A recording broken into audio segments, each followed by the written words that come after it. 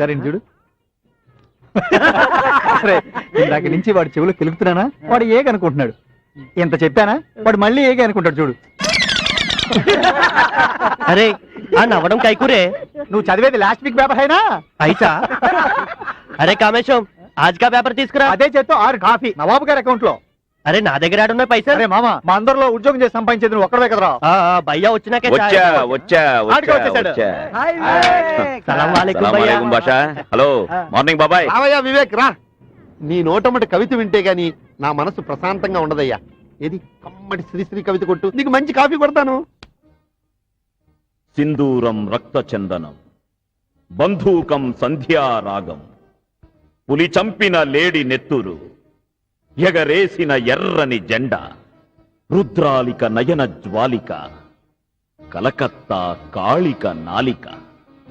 కావాలోయ్ నవకవనానికి, కావాలోయ్ నవకవనానికి, నవకవనానికి, నవకవనానికి. ఎంత గొప్పగా చెప్పావయ్యా, నాకు చాలా తృప్తిగా ఉంది. తీసుకో. కొడితే కొట్టాలి, రాటి కొట్టాలి. అరే వివేక్, మంచి కవిత చెప్పి కాఫీ కొడిచారా? థ్యాంక్స్. Super, thanks. మస్తు మస్తు సంగతుంది నీలో పోరి, సినిమా కస్తే తీసుకెళ్తా ఓ నా ప్యారి. చింగి చక్క చక్క చక్క చింగి చక్క, దాన్ని నడుము చూడు. చింగి చక్క దాన్ని ముక్కు చూడు. చింగి చక్క దాన్ని చూడు. చింగి చక్క. ఇందాక గుళ్ళో నుంచి మీ అలరి చూస్తున్నారు. ఆగండి, మీరు వెళ్ళండి, వెళ్ళండి. ఏరా పిలక, ఏంటి సంగతి? పెద్ద హీరో అయిపోయి అనుకున్నావా?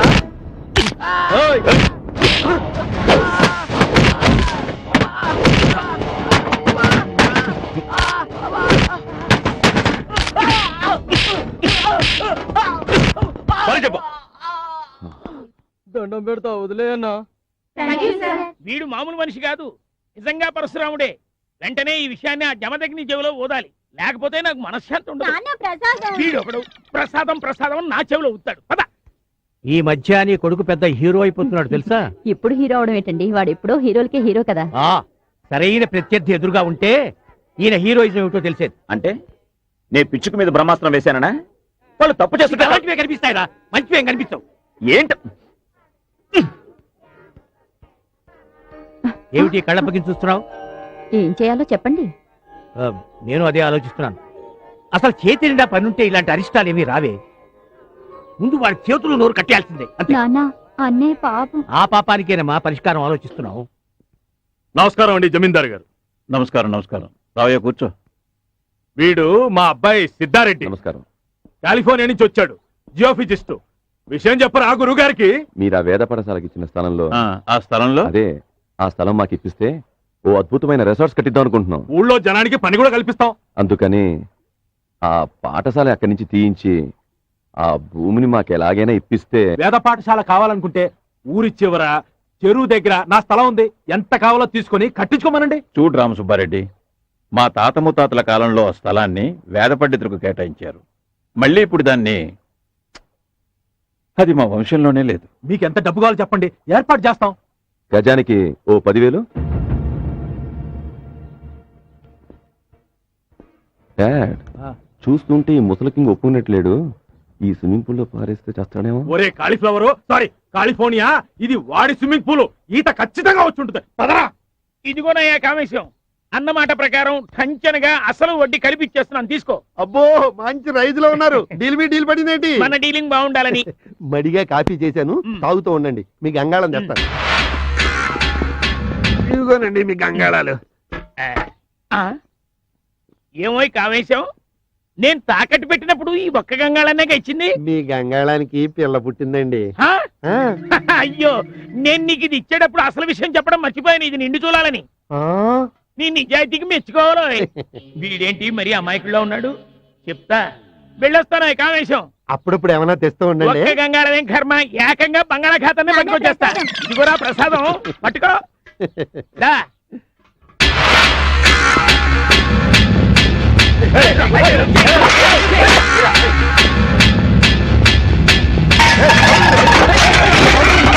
ఆ గోదావరి ఒడ్డున వేద పాఠశాల కొట్టొచ్చినట్టు కనిపిస్తోందేమో. అందరి కళ్ళు దాని మీదేనండి. అక్కడ రిసార్ట్స్ కడితే కనకవర్షం కురుస్తుందట. ఎంత రేటైనా ఇచ్చి కొంటామంటూ ఆ రామసుబ్బారెడ్డి మనుషులు రోజు వచ్చి నా ప్రాణాలు తోడేస్తున్నారు. శివాలయాన్ని పడగొట్టి షీర్లు ముగ్గురట్టు మీద ఓడి ఆలోచనలు వీళ్ళు. చూడండి, ఆ పవిత్ర స్థలం అక్కడ అలాగే ఉండిపోవాలి. నా తదనంతరం కూడా ఆ స్థలం జోలికి ఎవ్వరూ పోకూడదు. అంచేత దాన్ని మీ పేరు రాసిస్తున్నాను. సంతోషం బాబు. దానికి ఓ మంచి ముహూర్తం చూస్తే ఆ శుభకార్యం కాస్త జరిపించేద్దాం. ఏమంటారు?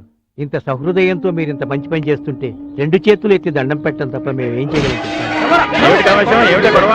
ఏంటా నిన్న పంతులు గాడు మమ్మల్ని కొడుతూ ఉంటే వీడు నవ్వుతూ ఎంజాయ్ చేస్తాం. ఇప్పుడు మేము వీడిని కొడుతూ ఎంజాయ్ చేస్తాం. ఏయ్!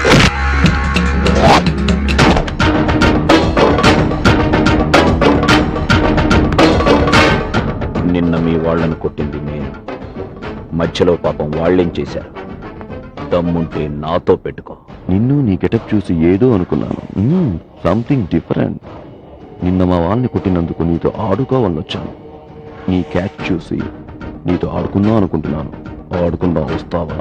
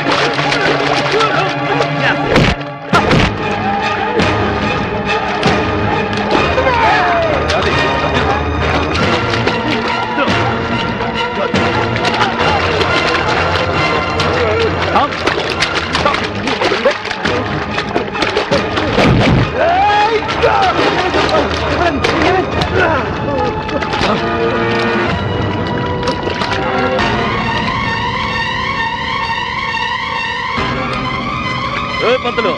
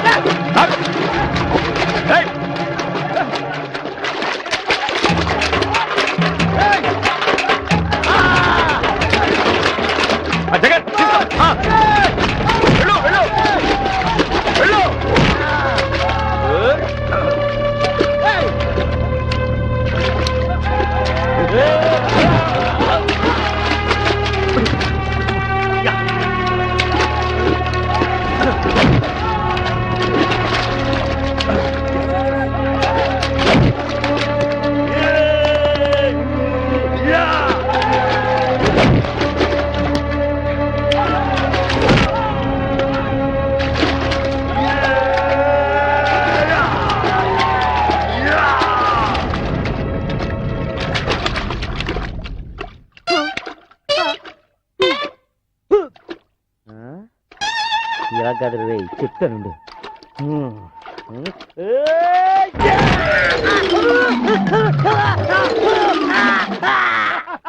అయిందా?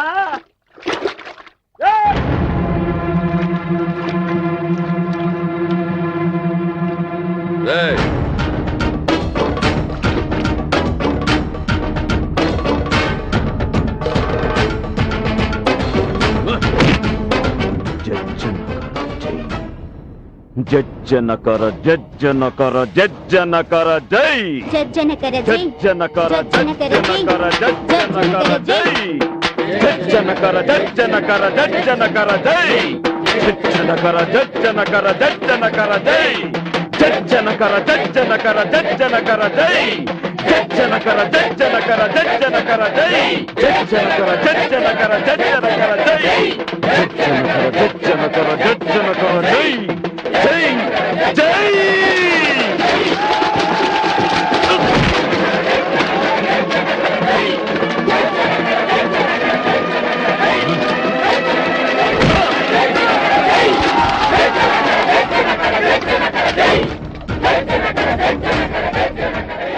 ఒకటి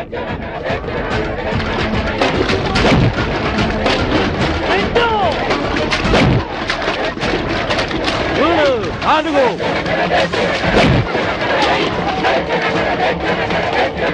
ఐదు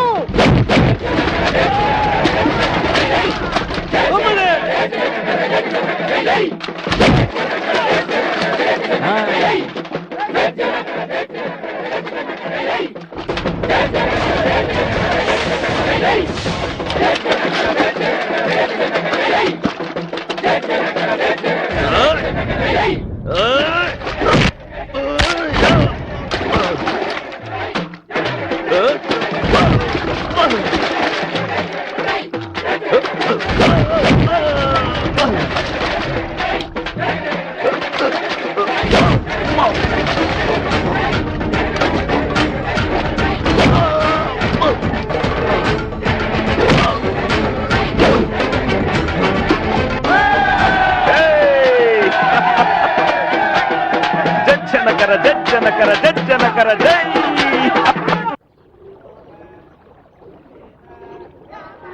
బయటకి వెళ్ళేటప్పుడు ఎక్కడికి నడకూడదు అనుకోండి. అడగచ్చురా, వెళ్ళేది నువ్వు కనుక.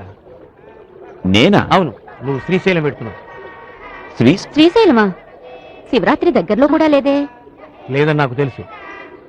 నేను వాడిని శ్రీశైలం పంపుతున్నది వాడు అక్కడ నిత్యాగ్నిహోత్రం చేస్తాడని కాదు, ఇక్కడ మారణ హోమం చేయకుండా ఆపడానికి.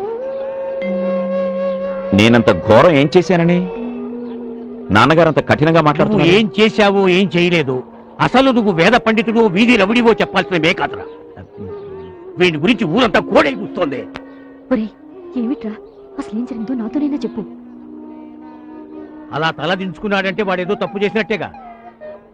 తలదించుకుంది తప్పు చేశానని కాదు, కనీసం అమ్మైనా నా కళ్ళలోకి చూసి నిజం తెలుసుకుంటుందని. ఆవిడ యశోదమ్మరా, నువ్వు చేసే చేష్టలన్నీ శ్రీకృష్ణ లీలని సరిపెట్టుకోగలవు. కానీ నేను నలుగురిలో తిరగవలసిన వాడిని, నా కొడుకని గర్వంగా చెప్పుకోవాల్సిన నేను ఇంత బాధ్యతారహితంగా అగౌరవంగా పోరంబోకులా తిరుగుతుంటే ఛీ, ఎందుకురా ఈ వెధవ బతుకు. ఎందుకమ్మా నాన్నగారు అంత అశుభంగా మాట్లాడుతున్నారు? అది కాదమ్మా, గుళ్ళో నిర్మాల్యం తీసేస్తే దాన్ని ఒక రకమైన పూజ అంటున్నారు. అదే సమాజంలో ఎదుగుతున్న కలుపు మొక్కల్ని ఏరిపారేస్తుంటే వీధి రౌడీజం అంటున్నారు, గూండాయిజం అంటున్నారు, ఇంకా ఏవేవో అంటున్నారు. ఇందాకటి నుంచి కోడై కూస్తోంది అని ఆయన అంటున్నారే. కోడై కూస్తోంది వాళ్ళ బతుకుల్ని బాగు చేయమని, వాళ్ళ చీకటి జీవితాల్లో వెలుగు నింపమని. అంధకారంలో మగ్గుతున్న వాళ్ళకి ప్రవచనాలు చెప్తేనో ప్రసాదాలు పంచిపెడితేనో వాళ్ళ బతుకులు బాగుపడవు, వాళ్ళ కడుపులు నిండవు. వాళ్ళ మాటేమో గాని నీ మాటలతో మా కడుపు నిండిపోయిందిరా. ఇంకేమి, ధర్మ సంస్థాపనార్థం శ్రీకృష్ణుడే పుట్టాడు అట్లా వెళ్ళు.